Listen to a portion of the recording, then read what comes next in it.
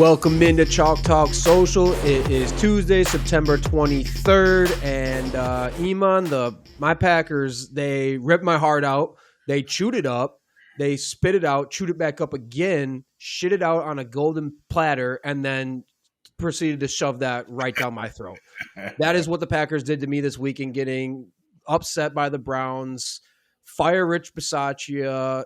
Oh my God. How are you doing? I'm still a little unwell. How are you? I mean, I'm sitting watching my boys actually down by 7 points right now. So, hopefully tonight it end well for me. It was a decent gambling weekend for me. I went down a little bit. But it wasn't too bad. But we talked about it, man. I still think that game would have been won, man. But that one interception that Jordan Love threw was just like, what? I mean, I've ran that play as a receiver and I've thrown that play as a quarterback. Just a double slant, triple slants on both sides. When that linebacker don't move, you never throw the slant to the number 2 guy. It's just he didn't move. He stayed there, and that's the one read you're looking for. And I mean, I just think he has to mature past those type of mistakes. And we said it, like he's elite, but he just does that once or twice a game, and sometimes it's gonna affect the outcome. And yeah, I thought that was a big mistake. But Cleveland Browns defense is pretty stellar, though. I mean, that's a stellar defense. That's the only takeaway that you don't feel horrible about, is like that defense is cooking right now. Yeah. They've done some damage against some damn good offenses this year, so like it's unfortunate. The Packers obviously lost Zach Tom again. They should never have brought him back out to the game. LaFleur said after the game, so that was a mistake, and now he's hurt again. And for me, it just had all these reminiscences of like we paid David Bakhtiari, and he immediately is on the shelf. We paid Zach Tom, he's immediately on the shelf.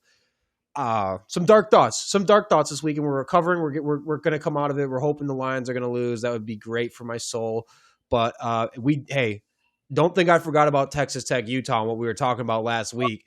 And listen, what happened? That game was a little closer than the score ended. Now, we all watched the game. The game was a little closer, but you were right. Their defense is stellar. Utah is just so fucking basic, man. I looked at that game like y'all are so basic. Listen, Texas Tech backup quarterback, though, was spinning that ball. Listen, when he got in, I don't know who didn't recruit him, but the fact that he's a backup, he came in spinning it.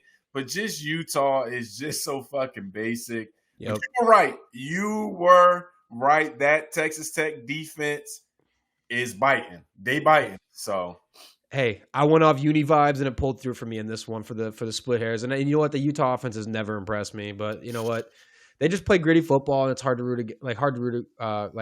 go against that. Like you were kind of going like that's the type of team there. They're going to punch you in the mouth, be gritty football team, and you love that type of team. And everyone should love that type of team. But and then that Indiana-Illinois game, another one, and that, hey, Nebraska, we'll touch on it. Man, don't put Nebraska against a ranked team unless you want to see a team with an N on their helmet lose that football. Yeah, Matt Rule knows better, but yeah, we'll talk about that later. We'll get into it. Well, let's start ripping it. We got to pull up the timer, don't we? Because today is going to be the day that we are going to get the top 10 in 10 in under 10 minutes. Like I've been thinking about it all weekend. While I'm trying to take my mind off the Packer game, thinking about how we're going to get this done in 10 minutes. So I'm going to start the stopwatch. Oh man, I'm a little nervous. Now that the stopwatch is rolling, I'm a little bit nervous. I'm not gonna lie about it. But let's start this off and let's see. And go. All right. So to kick off the top 10 and 10, we already talked about it, but Green Bay Packers, what the fuck was that? Losing 13-10 to the Cleveland Browns. You stopped that offense all game, and then you let them prance down the field after your field goal gets blocked. You let them prance the 20 yards they need in this field goal range, and you blow it. LaFleur, that was the worst. That was arguably his worst coaching performance since he's been a Green Bay Packers coach. He was pulling out dud after dud out of his bag. His bag had no depth that game. He was letting Jordan Love. There was nothing to that game plan that was adjusting for the fact that the Browns are living in Jordan Love's lap the entire game. And over to Jordan Love, he took that egregious sack. That was a rookie mistake to its core, that egregious sack that he took. And obviously, like you said, that interception he threw at then, like towards the end there, was just horrible. that was tough. That two of those plays that were very costly. That sack he took that was 13 yards. Get rid of the ball. You got 4th and 1. Unbelievable. And then Rich Bisaccia, co-coach / special teams coordinator, is just stealing money from the Packers at this point. The special teams would be probably the same without him there. That remains kind of true for a while, it feels like. The fact that a casual edge rusher, no crazy movements, is just walking into your kicker to block the kick with, again, they didn't load that side. It was just a standard field goal block. He just walked right in there, and then obviously the continued special teams penalty, but Green Bay got their ass humbled. They better fucking learn from it. They better feel that pain and not lay over for a trap game ever again. What's number 2? Number 2, Eagles squeak out a win over the LA Rams 33-26 on a late field goal block by 6'6". Get this, 6'6", 336-pound Jordan Davis blocked the field goal, then picked it up, went on a 61-yard scamper for another score that really just locked the game out. They actually clocked him at 18.57 miles an hour. I mean, big guy was moving. He said he lost some weight this year, so he probably would have been able to do it last year, but he looks in great shape this year. Jalen Hurts had an awesome second half. If they just let him cook, I think they'll be in great position to win another Super Bowl, but they get basic with the play call and just want to run and play defense. And I also thought the LA Rams got kind of conservative in the second half. They kind of took their foot off the gas to let Eagles squeak out that win. But we'll see. Yep. Hey, Eagles. Hey, sometimes they don't even need Smith and Brown, and they just keep winning because those two play disappearing back acts every game so far. Number 3, Aaron Rodgers officially surpasses former teammate and alleged mentor Brett Favre to stand alone as 4th all-time in passing touchdowns. Hey, the most talented thrower of the pill to ever play the game. It was only a matter of time. And, you know, the thing I found funny, the repetitive nature of Packers quarterbacks carries on, right? Favre and Rodgers, both as in their 3rd team, are helping elevate those teams and those offenses, even both into their 40s at that point. Favre's first season with the Vikings in 2009, 5 touchdowns, an interception, 566 yards, and started 3-0. Rodgers' first 3 games with his 3rd team, the Steelers, has 7 touchdowns, 3 picks. Slight difference there, but 586 yards, almost identical, and then 2-1. So both get off the hot starts in their 40s with their 3rd team. Hey, love to see it for 12/8, whatever you call them. Number 4. Number 4, the Colts start 3-0 this year, which is the first time since 2009. And in that 2009 season, the Colts ended up going 14-0 before they lost their last 2 with Peyton Manning.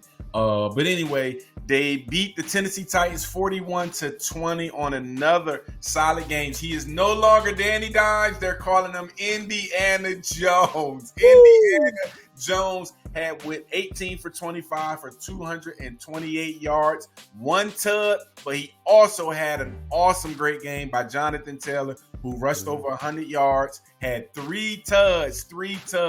I mean, if you had him for fantasy football, guess what? Your team should have won. You better won this week if Jonathan Taylor was in your starting lineup. Hey, the Colts, nobody had this on their bingo card. So it's looking like they're going to be an issue in the AFC this year. They are best O-line, best pass blocking O-line in football right now. They are not letting anyone get to Danny Dimes. Number 5, hey, the Houston Texans, y'all stink out loud. And I don't want to hear this shit that, it's the worst O-line in football, because there are 7 teams allowing more sacks per game. It is bad. But look, Justin Herbert, he's getting sacked more times per game than CJ Stroud, yet he's arguably been a top 3 quarterback in football this season. And Stroud's got Nico Collins. I would take Nico Collins over any weapon on the Chargers. I mean, if Keenan Allen is well past his prime and he's balling out, sure. Ladd McConkey's got potential. I'll take Nico Collins over any pass catcher that Justin Herbert has. So I don't want to hear the excuses on, hey, it's the battle line. It is a big factor. But, now Stroud is rightfully coming under some fire. He's straight up making some horrible passes. We saw it this weekend. It was like the Jordan Love pass. Like, what the hell are you doing throwing that ball where you're throwing? He's 21st in completion percentage and 27th in QBR this season. In his 20 starts since 2024, he has now thrown 15 interceptions. And want to make matters a little uglier, if you want to compare, Anthony Richardson had a better first 15 starts than CJ Stroud has in his last 15 starts.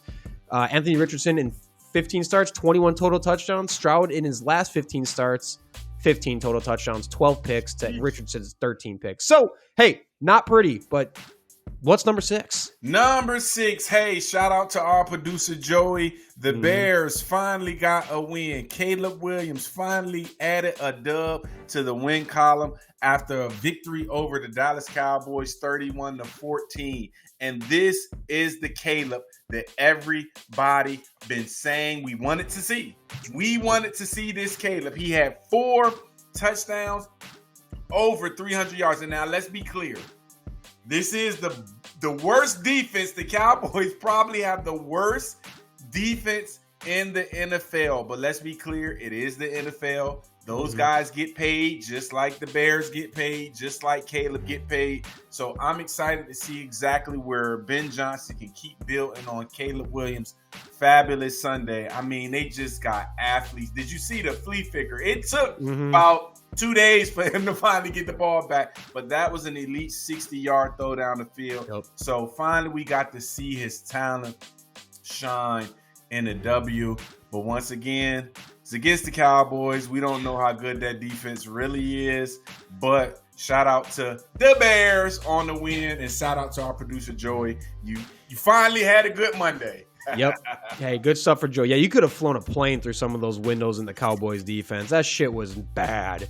Number 7, speaking of bad, the Bengals got slaughtered by a bunch of Vikings for 60 minutes in game 1 without Joe Burrow. Hey, look, we all know Jake Browning was never going to be the guy that was going to lead this team to a playoffs and make them actually a competitive football team. But wow, this one was very brutal to watch. T. Higgins having 1 catch despite the Bengals playing from behind the entire game, that deserves jail time. For whoever made sure that happens, that deserves jail time. So Bengals, you're cooked. I think that was bad. The Vikings got a for real defense right now. Isaiah Rodgers with that unbelievable highest graded PFF game in history. Unbelievable work. What's number 8? Number 8 is looking like if you ever see Nebraska versus a top 25 team, you should bet for whoever they're playing, because clearly they're never going to get the win versus a top 25 team. 0-28. And granted, Dylan Raiola did not have a bad game. I thought he played well. The 5-star had 30 for 41, 308 yards, 3 touchdowns. But once again, the defense is just letting them down. Like, they couldn't stop a nosebleed. Michigan ran for over 295 rushing, close to 300-yard rushing. That is insane that a Division I Big Ten team can't stop a team from running. Because, I mean, Bryce Underwood didn't look good throwing the football. He had 105 yards. Yeah.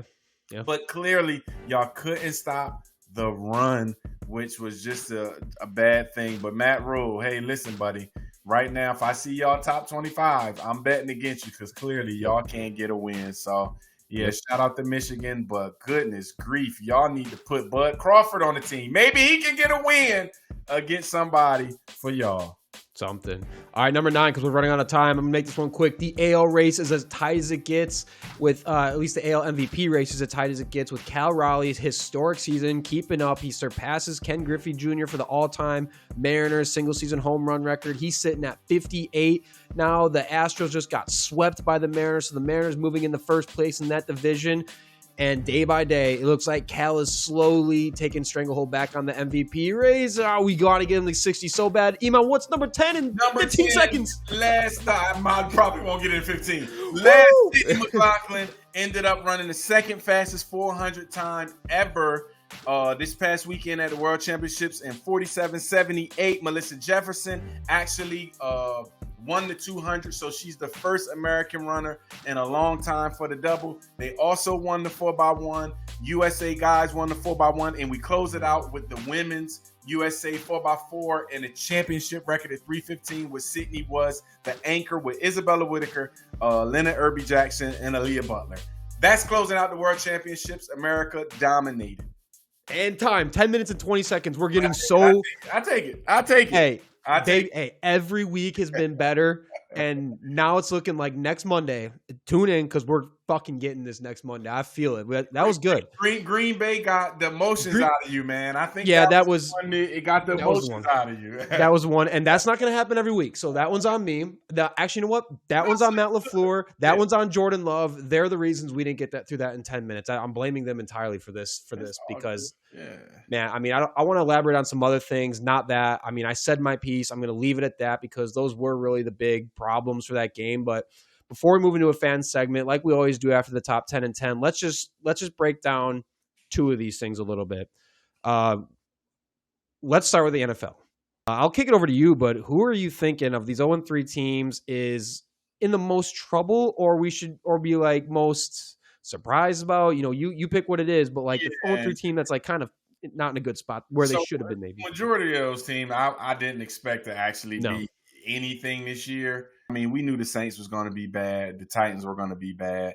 The Jets were going to be bad. I'm not surprised that they're not going to win. They haven't won games yet, but I mean, yeah, I'm only surprised by the Texans because DeMeco Ryans and C.J. Stroud has actually been playing well the last 2 years. But I mean, it's just falling apart. I mean, they're old. I mean, if you do not have an O-line in the NFL, you can cancel Christmas. I'm just being honest because now defensive linemen are faster, they're smaller. Defense coordinators are more aggressive. So if you have a bad line, I don't care who you got at quarterback, who you got at receiver, who you got at running back. It's over for your offense. And it looks like the Texans O-line is just bad. Struggle. Yeah, it's just bad. So, yeah, those are the two that I'm just kind of figuring. Bengals coach is on the hot seat. I think DeMeco Ryans has a year – one more year under his belt. Even if they don't make the playoff this year, I think he'll be good. But I think Zach Taylor, he's going to be on that hot seat if he can't win no games this year. Yeah, and I mean for me, a similar line here with the Texans. For me, the Texans are undoubtedly the 0-3 team with like we got a problem here. This is like this is bad. People expected better. So for me, Texans 0-3 team are in the most like trouble or concern for me, right? Like you said, the O-line is terrible. They don't have a dude at running back besides some banged up, broken Joe Mixon and broken Nick Chubb, and Dameon Pierce hasn't been good since his first year. The play calling from first year coordinator Nick Caley with them has been Charmin Ultra 10-ply softness. They're weak on third downs. They're conservative. They've been very predictable. They're void of creativity. Stroud, like we've said, is playing pretty damn bad right now and has been kind of playing bad since his rookie season. If we're being honest, once teams kind of figured out, he's been kind of bad since his rookie season. For last year was the injuries. This year it's a whole slew of things. He's not elevating despite the fact. So let's like kind of stop playing pretend and acting like Stroud is playing to expectations right now. Like, you know, people came in the season saying top 10 quarterback. We should all be honest. He's far from that right now. And he's honestly, now that we have 2 years of this, or 1 year and 3 games, he hasn't been a top 10 quarterback in a while. He's kind of middle of the pack at everything, but certainly not close to top 10. So not all his fault. I think while he is struggling, he's the least of the problems for the Texans right now in their situation. Because look, if you're having to use extra blockers to protect your quarterback most of the time, which the Texans do, that obviously impacts who he's going to be able to throw to, the targets that are available, how many people he's going to have options to throw to. Just pulls targets away from every snap, and that's going to crush you. And that is also crushing the Texans right now. So the Texans got a lot to work through. That offense has been real sluggish, so sluggish. And it starts up front. I mean, we saw it with the Packers. That's a great offensive line, and we saw what happens. A great offensive line can still get beat by a great defensive line. So if you're starting with a bad offensive line and you face a great defensive line, just over. Like you said, cancel Christmas, baby. Cancel Christmas. So I think we're kind of both in agreement here. 0-3. We're most concerned about the Texans, as I think most people are. But all right, let's move into the AL MVP race. We kind of touched on it, but hey, Cal Raleigh. It's over. You think so? You think so? Austin, it's over. Signed, sealed, delivered. They cooked this whole week. They won what, 4? They won 4 in a row? 5? Was it 4 or 5? Well, they swept the Astros in a 3-game series. And he had sealed the division essentially. Yeah, he had 2 dingers. Listen, look at his numbers, and I understand Judd is having a better average, but you cannot look at 58 compared to 40 something.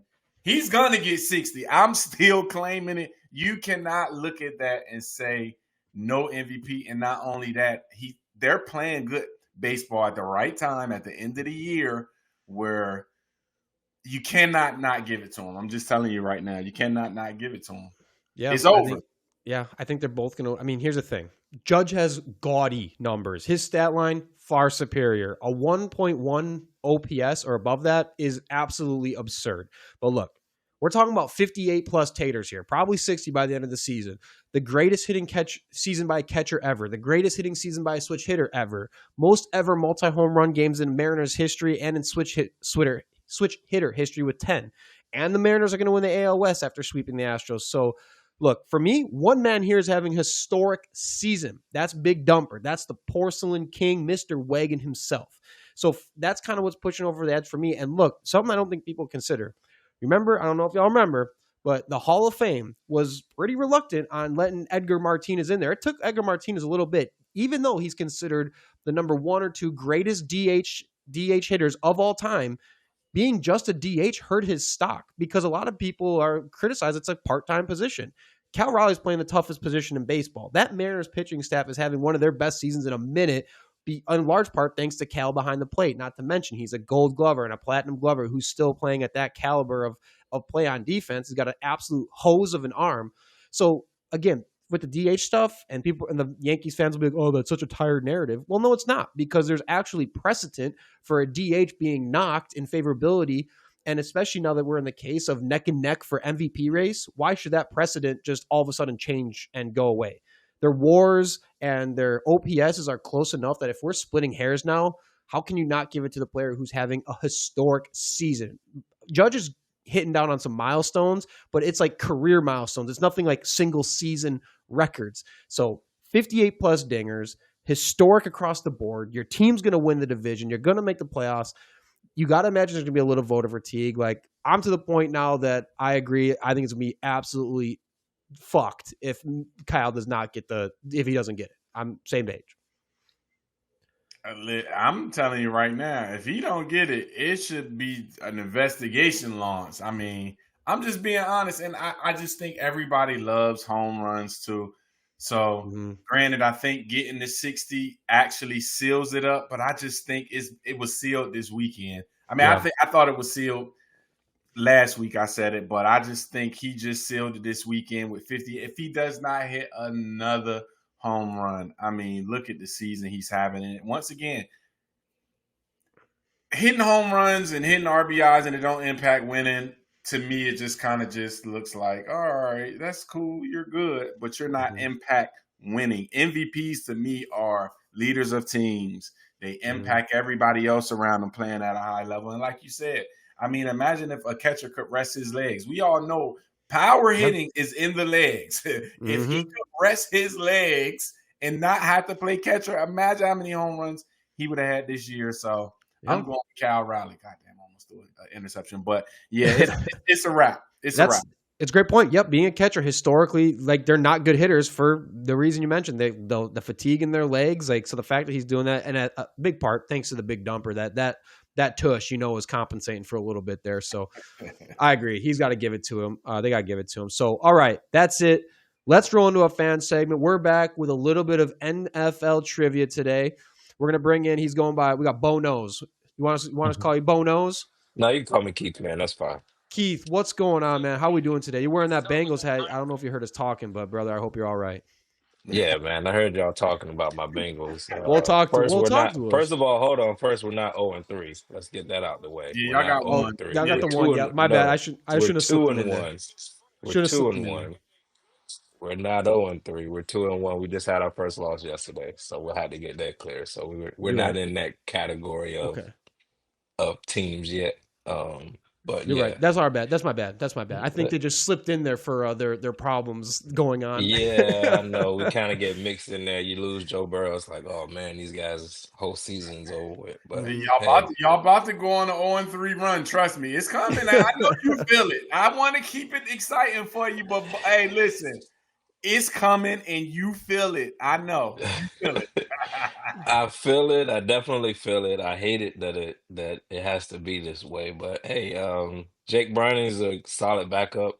you got to roll with who's on the field. So For sure. and keep faith in the guys. I mean, like you said, we got the best wide receiving core in football. So I mean, anything can happen any given Sunday. You see what the Browns just did to Green Yeah. Bay.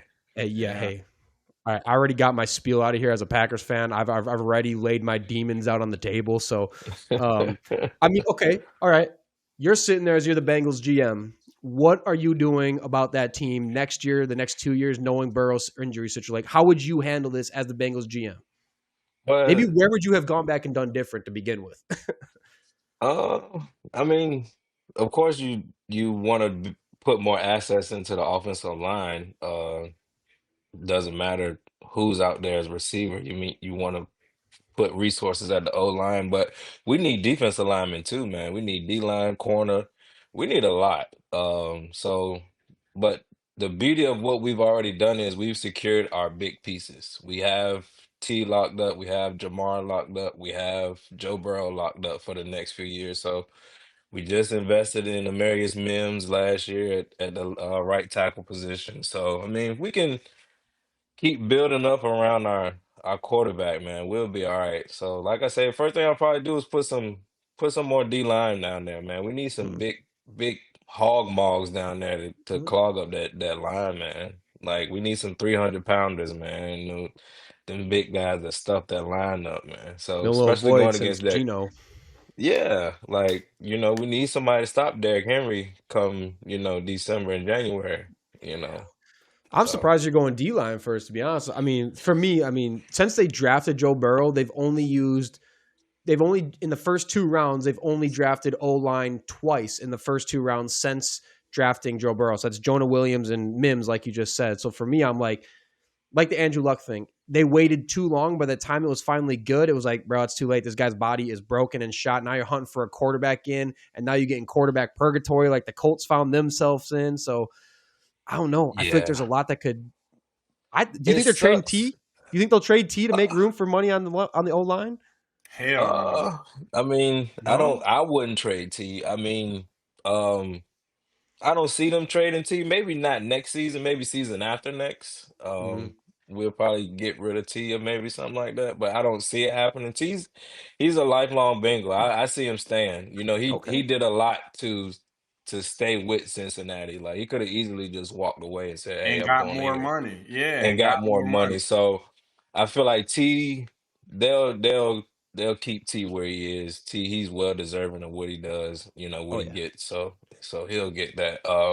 I like I say, man, we just gotta we've locked up all our big pieces. We don't have to sign Hendrickson this year, so we will have a lot of money to dedicate towards O line, D line. It's kind of hard when we're like 18 in that 18 the mid range when you want to get and the Bengals aren't gonna trade up in the draft to go, draft get up and get somebody like an O lineman or anything like Mm. that.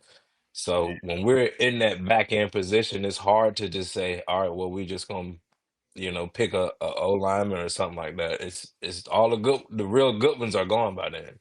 For the most So part, yeah, that's how it works out. Yeah, most yeah, seasons. I don't know. Yeah, like you said, Jake Browning hasn't been horrible, but man, against a good defense like the Vikings, that was as bad as it could have possibly gone. And for me, yeah, we talking had as a no T shot. Higgins fantasy owner here, the fact that you're playing from behind all gosh darn game and you can get T Higgins the ball besides one time was, like I said earlier, jail for everyone involved in that. Yeah, it was a rough day yesterday watching All right. Well, football. I'm glad we're both coming out of a rough patch, a dark area. My Packers shit the bed. Your Y'all Bengals. keep that energy over there, though. My boy's playing right now, so You know don't. what, Iman? Wearing the damn Cowboys hat while you're cheering for the I was about to Ravens say, hold is. on, No, like I'm just what's going on? listen.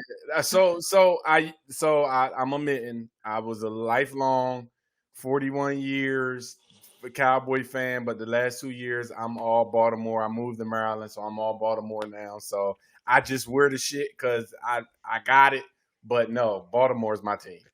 He Okay. made the move at the right time. Yeah, that defense is hard to watch. All right, Keith. Well, let's get into a little bit. We know we're going to run you through a little bit of trivia today, so I'll pull up the trivia board here, and then we will kind of crack into what we're going to go through is. Oops, my bad. let's click into team leaders in rushing yards. All-time team leaders in rushing yards for every 32 teams. The rules are you can kind of just go team by team, whatever you want. And if you can't get it, we'll see if Iman will pick you up. But we need you to get 16 or more.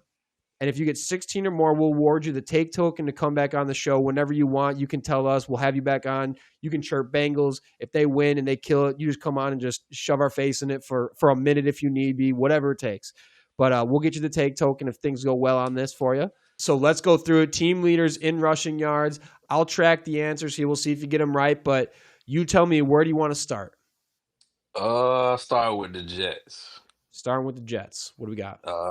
Is it Curtis Martin? The New York Jets all-time leading rusher is indeed Curtis Martin. You have gone 1 for 1. All right. I'm gonna go with the Jacksonville Jaguars. Fred Taylor. Fred Taylor. Wow, what a name. This is why I love this. These nostalgic names for me are great. Fred Taylor is correct. Next. San Francisco, Frank Gore. Bingo. One of the all-time leading rushers ever, Frank Gore. I'm gonna go with the Buffalo Bills. Thurman Thomas. Okay. Yep, it is Thurman Thomas. Yep. The most interesting face mask for a running back ever, perhaps. With the bar down the middle. The Pittsburgh Steelers, Jerome Bettis.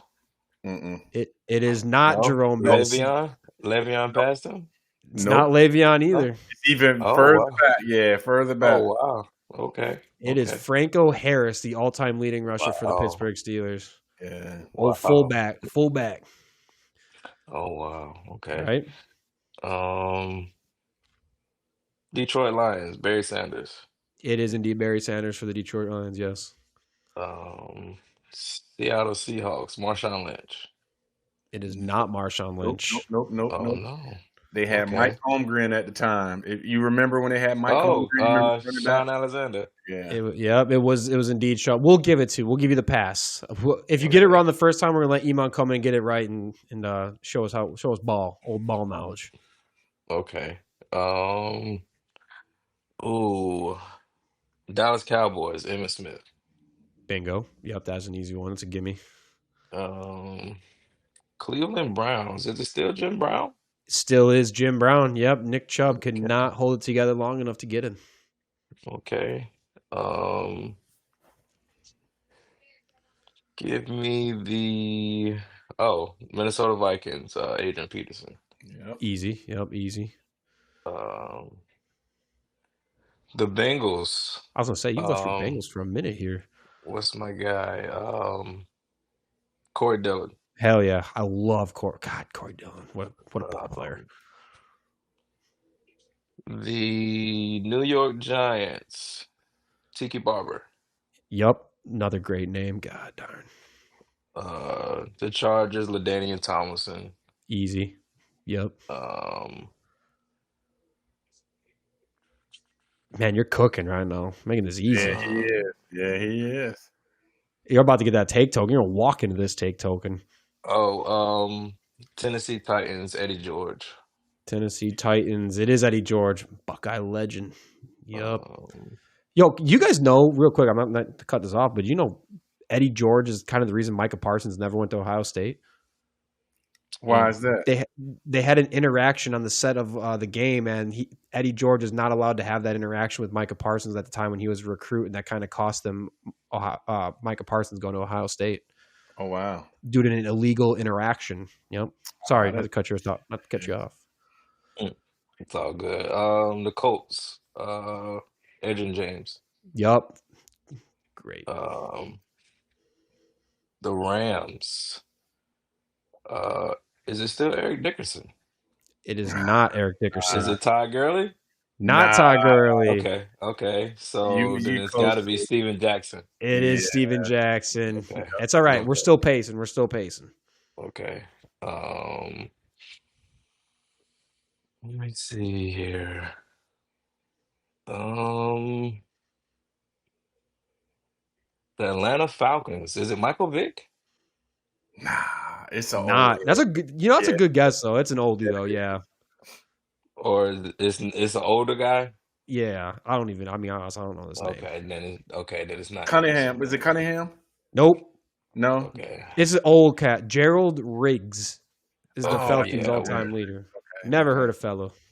Me neither. all right. Let me see. You got 14 of the 16 needed. 2 more. Baby, we got some easy ones. We got some gimmies up here. I'm not gonna lie. Chicago Bears, Walter Payton. Yup, that's 15. Come on now, bring us home now.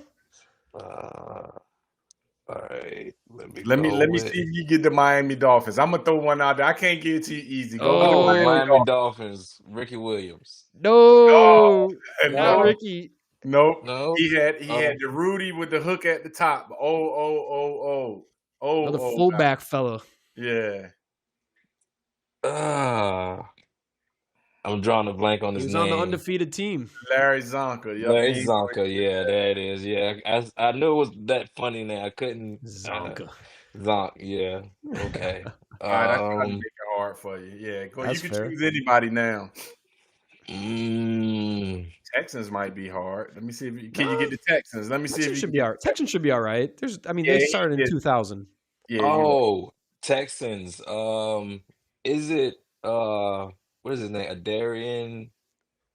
What is his last name? Adarian White.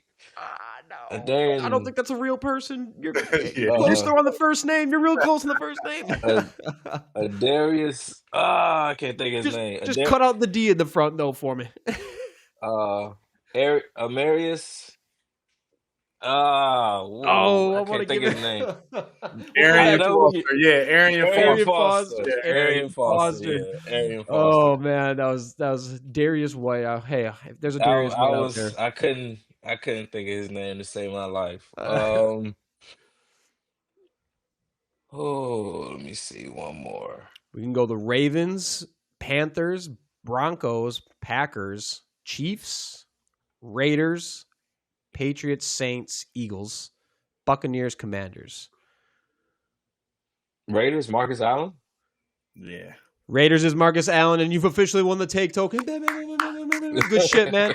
Good shit, man. You know some ball here. All right, let's keep going. There's going to be plenty of names on this list. So I promise you're going to know it. And then, I think Iman's going to get stumped maybe 2 or 3 more times as well. So we might all be. Okay, let's see. Most of these guys are mostly kind of recent. The rest of them, not kind of, but within the last 25 years. What about the Chiefs? Let me see if you can do the Chiefs. With the Chiefs, I keep thinking. I want to keep saying Priest Holmes. That's Great the name guess. that keeps coming to my head, but then I still remember they had Charles that was there for a long time. All right, so which one? It's probably Jamal Charles. It is Jamal Charles, the Chiefs' all-time leading rusher. Yeah, God, him and Priest Holmes were both. Jamal Charles was so great, man. Fantasy, the first fantasy football, absolute killer. If you had Jamal Charles on your team, you're winning. It didn't even matter. Yeah, he was different, man. He was definitely different. So good. Saints. Let's go with the Saints. Who you think? That's another one that's. I want to say. Oh, is it Deuce? Oh, Deuce. It's not McAllister. No. Yeah. Who is it, Iman? Probably more recent. Alvin Kamara probably is more. Alvin? Nope. It's neither of them. It's neither of them? Oh, wow. No, y'all got one more who it could be? Hold on. Is it Mark Ingram? It's Mark Ingram. Oh, wow. Okay. Right? Okay, yes. That's what I was thinking too, yeah. Mm-hmm. Yeah, I thought it'd be Kamara, no doubt too. Man, Deuce McAllister, that was a fun run he had too. Mm-hmm. All right, let's bump over to the Eagles. Oh yeah, that's easy. I know that. Is it Deuce? The other Deuce? Not Deuce Staley, no. Yeah. More recent. Also on TV now. Yeah. I think. I don't know if he got banned. I don't know if he got. Shady. Yeah, Shady. I don't know if he's been canned from TV with the rest of that crew, but I Yeah, like Shady Shady on cool. TV, Me man. too. Shady was good on TV. I did like him too, man. Yeah, he ain't bad. They just been dropping. Everyone's dropping like flies over there. He's on another show though. I don't think he's on He is. FS1, but I forgot No. what show I just seen him on somewhere. But yeah, he was actually pretty good. He was gonna keep it real. He would be biased every now and then, but he's gonna keep it real about who's good, who's not good, and all that. I like Shady. Yeah, I like Shady. Me too. Yeah, because like Shaq said, he had that G15 classification. Yeah, he could say what he want to say for sure. How about this? Let's make a real. Let's see if you. I want to see what y'all guesses are for the Arizona Cardinals now. This one not in the last 25 years. That's all I'll say. Yeah, I couldn't.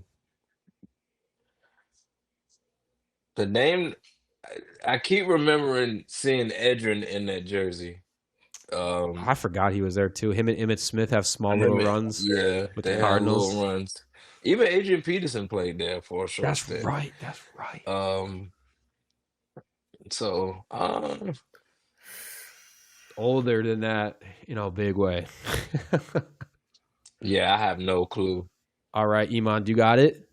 No, I don't have no clue at Arizona either. Otis Anderson. Yeah, I would have never guessed that. Yeah, no, hell no, hell no. I'm gonna tell you though, Otis Anderson was on the Giants. Go look it up. He was on the Giants because I remember him on Tecmo Bowl. So he was on Tecmo Bowl back in the day. So yeah, listen, that's what I'm trying to tell you. That was the first football game I played. So I remember Otis on the Giants team. Yeah, I didn't know. That's good. Arizona. Old cat. All right, Broncos. 90s guy for the most part, but I want to say TD. It was TD. Terrell Davis indeed was the Broncos' all-time leading rusher. All right, let's go to the Packers. That's another one where I keep saying I keep thinking Ahmad Green for the Do you want to lock Packers. in? Do you want to lock in Ahmad Green? Yeah, why not? All right, that's a smart choice. It is Ahmad Green, the Packers' all-time leading rusher. Yep. Aaron Jones just could not stay healthy long enough to pull it off. Love Aaron Jones to death, though. Gosh darn. But watching both of them, man, watching Ahman Green run his prime was like watching a bull run in a stampede. The dude those legs were churning at all points. Speaking of legs that kept churning, how about the Carolina Panthers' all-time leader in rushing yards? Is it Thomas Davis? No. Not Thomas Davis. No, never mind. I'm off. Stocky fella. That's what I want to say. Is his last name Davis? Nope. Nah.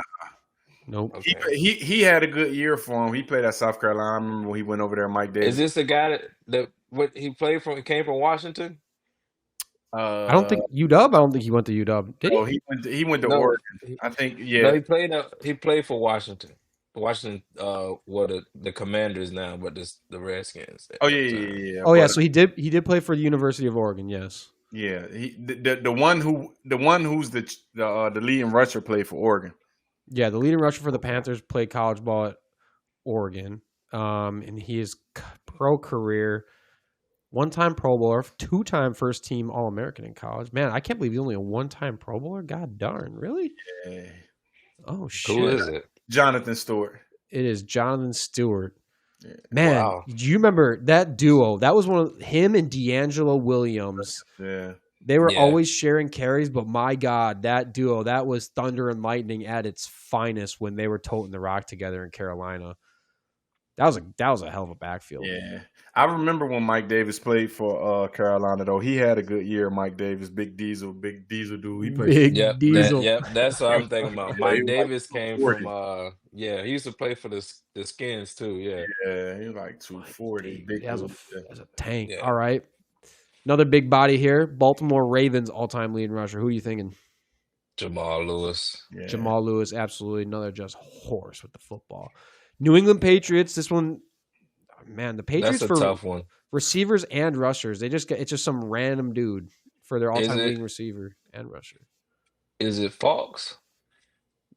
Oh no, it is not Falk. No, it's also not Corey Dillon from his. Like I know. That's why I never went for New England. It's gonna be a random guy that I don't even. It is. Iman, you might know. Nah. because they was bringing them in, and back then I wasn't looking. They were terrible back in the day. So Sam Cunningham. Oh, So, all right. So yeah. Cunningham did play for them. Oh, I did remember. Okay, I do remember Cunningham.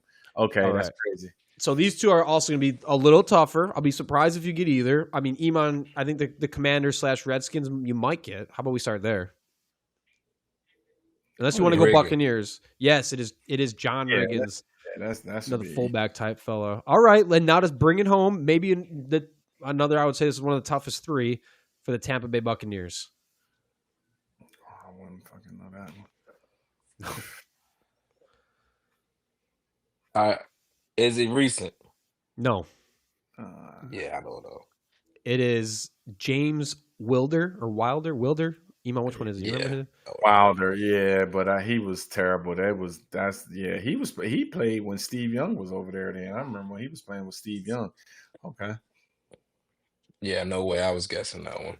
I mean, you did great though, Keith. I mean, you got 23 of these things spot on, man. Like easy work. That was great stuff. I think we've had a couple of trivias now. That was our best one yet. That was good stuff, man. And you've won the take token, so however you need to get a hold of me. You just tell me, hey, I got something I got to bitch about the Bengals. I gotta put it on camera. So you let me know. We'd love to have you come back for fan trivia at any point. But how about we cap off your time with Chalk Talk Social a little bit here?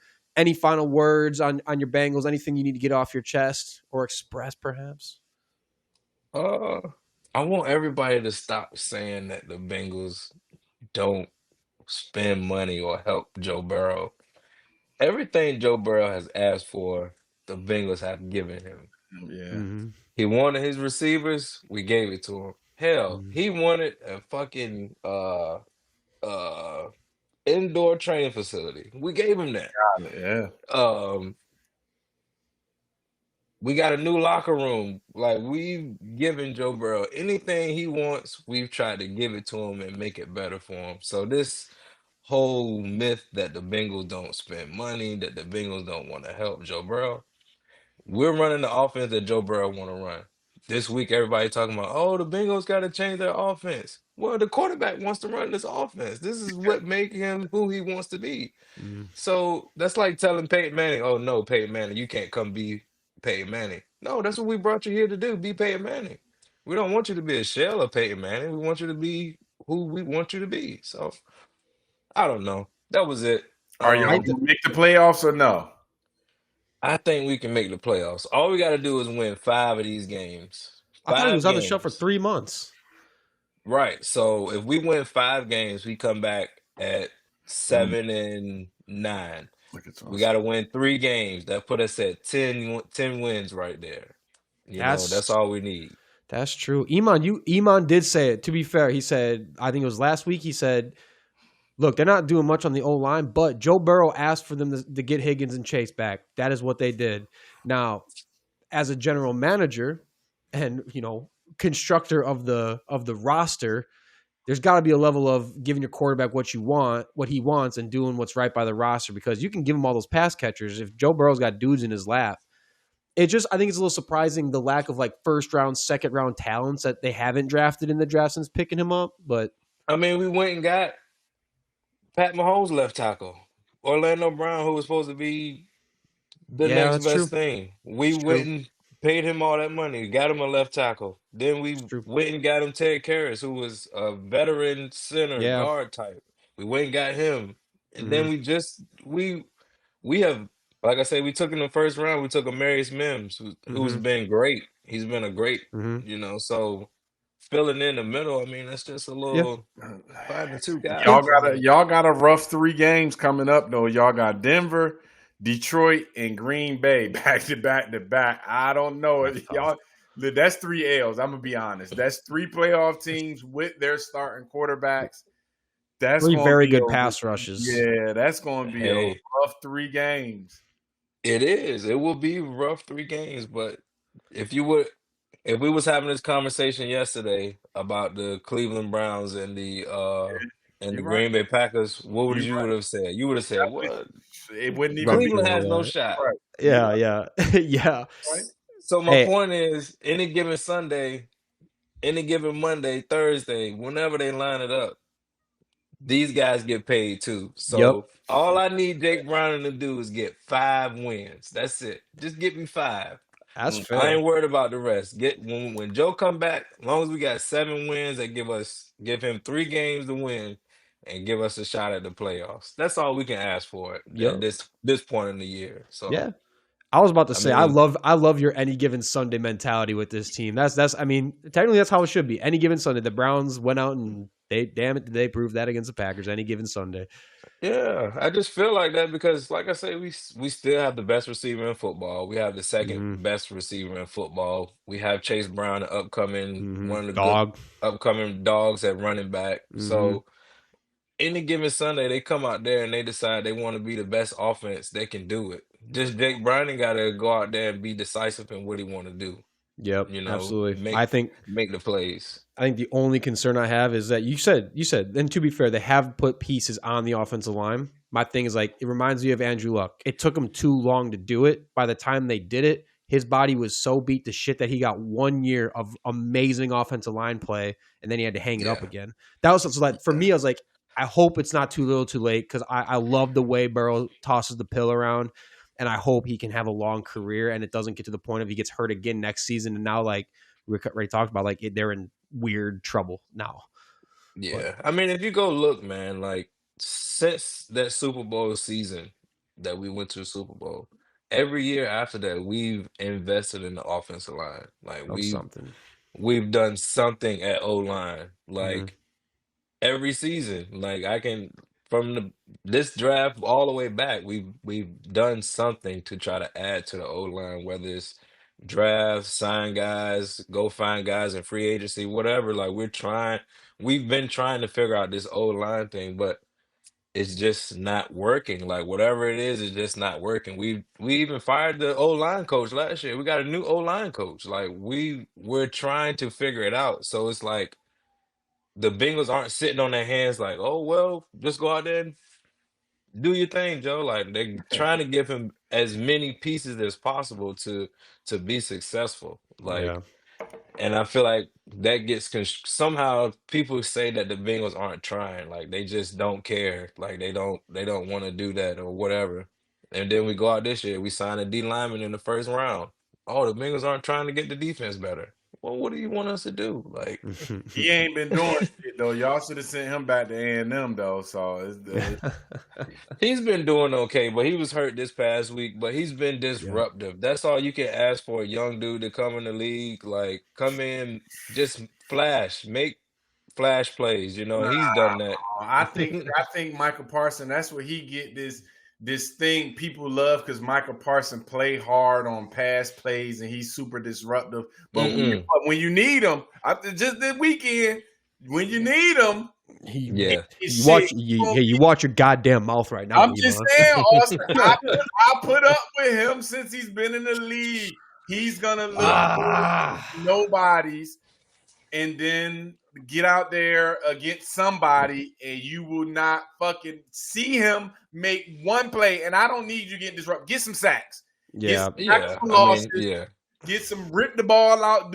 That's what big players do. I don't care what nobody say. That Browns all line should have been fucking barbecue chicken, and we couldn't do shit with it, man. That was I can't. You're gonna make me spiral. Y'all gonna make me spiral right now.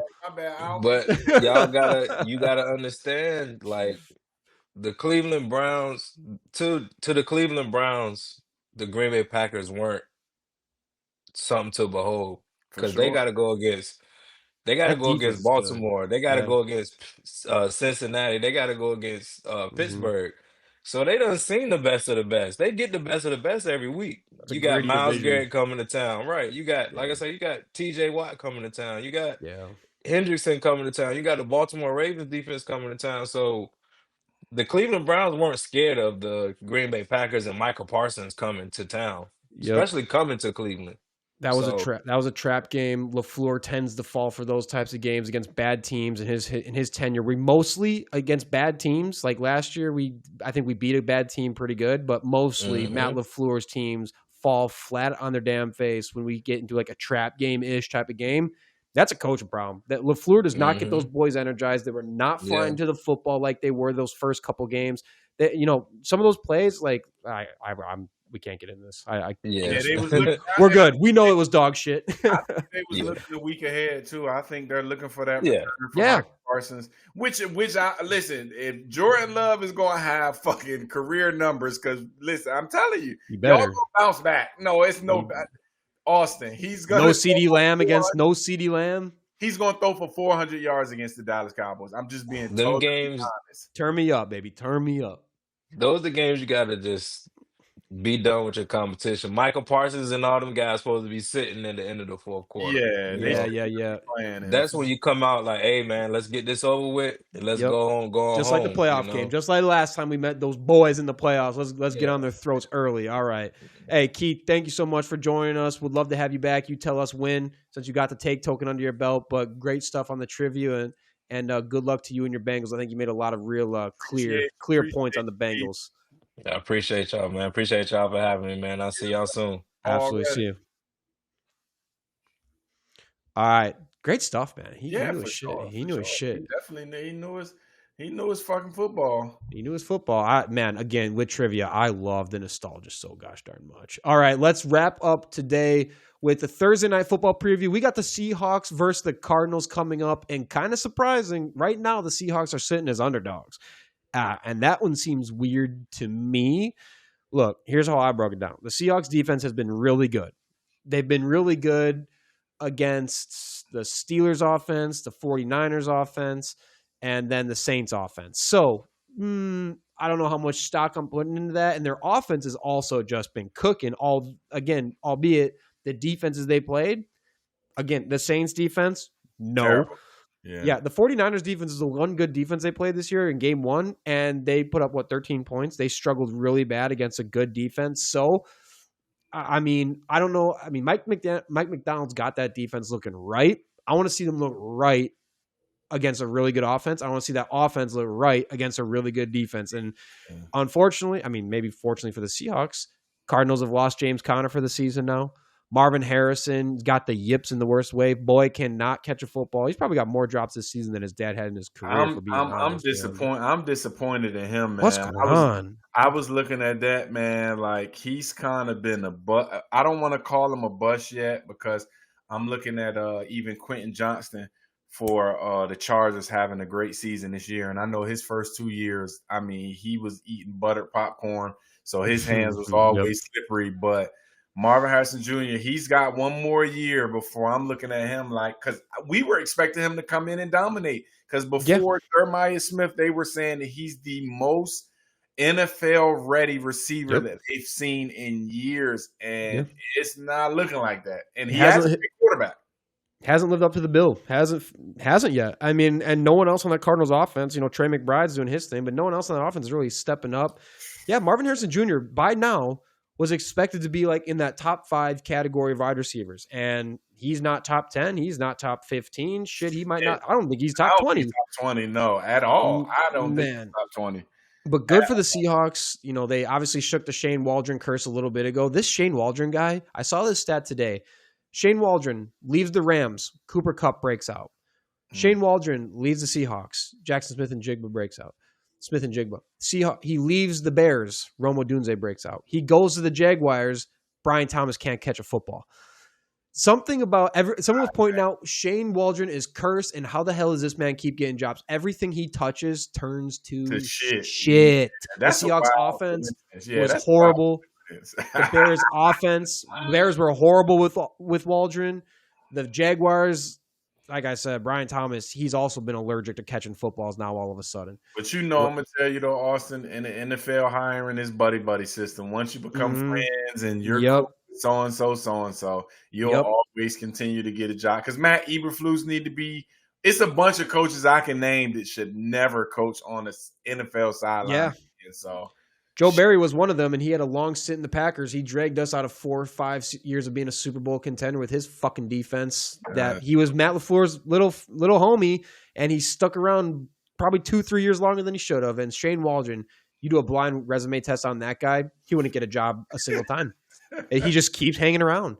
That's crazy. Who you taking, Seahawks Cardinals, though? I'm going with Seattle. I think they need probably one more playmaker on the outside. And Jigba's pretty good, but I think they need just one more playmaker on the outside. But I think their defense is going to be enough against Arizona.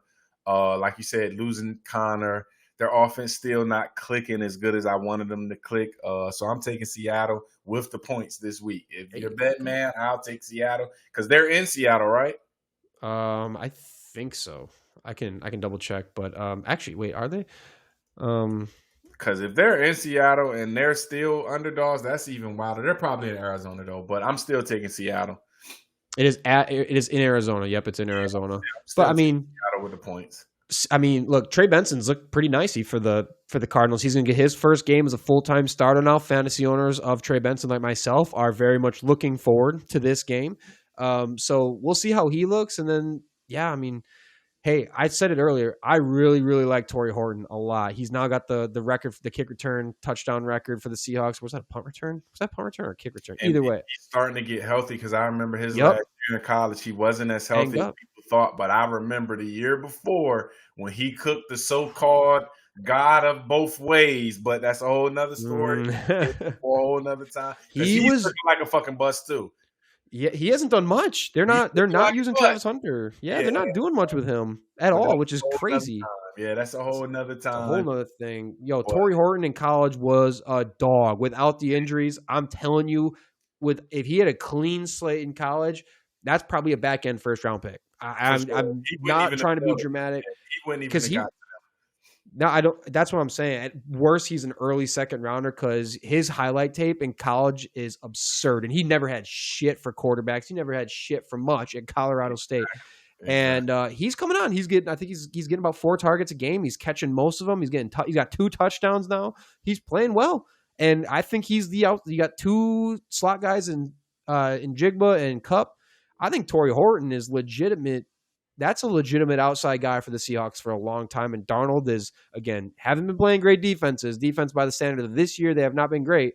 But Darnold, he's been cooking them, which is what you got to do against bad defense. You better fucking toss him around a bit, and he has been. So props to him. Props to him. All right, that's another episode of Chalk Talk Social. We will see you on Friday. Until then, have a great week. See ya.